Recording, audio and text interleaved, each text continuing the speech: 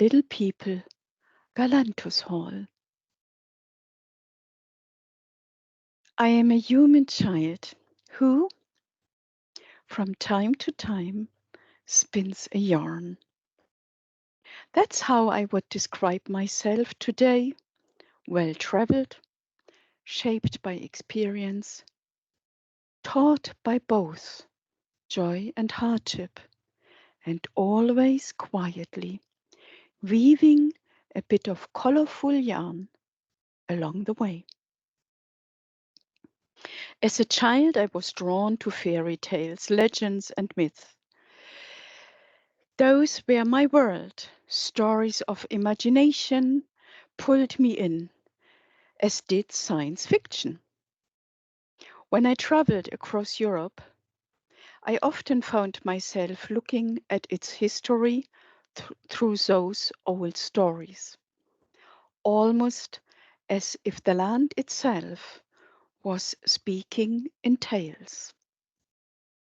Vasilisa the Wise, Ilya Muromets, the water god of Opole, the Elder Mother, and the Sandman from the north, the Frog Prince in Germany.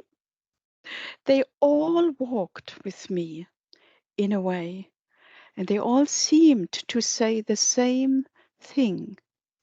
There is good and there is bad. But nothing is ever only one thing. Everything changes, and what matters most is what we make of it. If the princess sees a prince in the frog, then that is her truth. And in her world, that makes it real enough. When I was about 15, I found the complete 1001 Nights in my hometown library, including the tales of Sindbad and his journeys. I read them all. Well, I devoured them. Really, I couldn't even tell how many volumes there were, but it felt like a whole universe. Those strange, faraway worlds opened something in me, a space where imagination could just keep going. My parents, although, gave me many books, including stories from the Green Isle. And today, I have been living in that very green island for many years, here in Ireland. I still remember my first visits to Galway very clearly. I was walking along, as often I do, just reading street names and looking at the houses when I came across Hibernia House. The name felt strangely familiar, like I had known it before. And then I remembered why.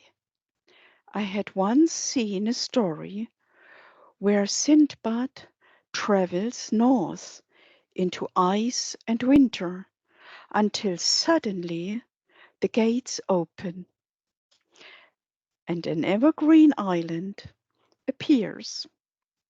Hibernia, that was the old Romans' name for this place. Of course, back then no one knew about the Gulf Stream or how it softens the climate here. And yet, there is something true in that old idea, because to me, Ireland really does feel like an island of endless spring. And what better symbol for spring than the snowdrop? It appears in January already, stays with us through February and March, and often right into April, quietly, but in great numbers. That's where I also came across the Latin for word galanthus. That is the Latin name for snowdrop. That word opened another thread, leading to gallant, elegant, gentle, maybe even a little bit extravagant. And so, in my imagination, a kind of fairy tale castle began to form, nestled in the evergreen hills and woods of Ireland.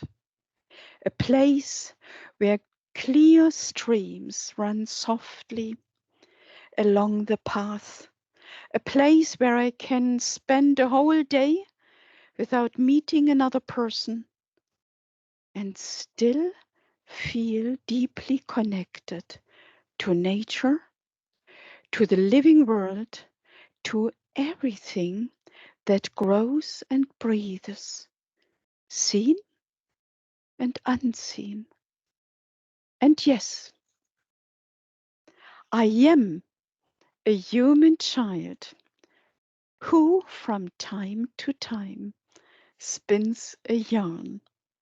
And as I keep spinning my thoughts, a thread begins to form, running through all the stories and images of my life until it gathers, deepens, and finally takes shape as a place close to my heart, a place I call Galanthus Hall.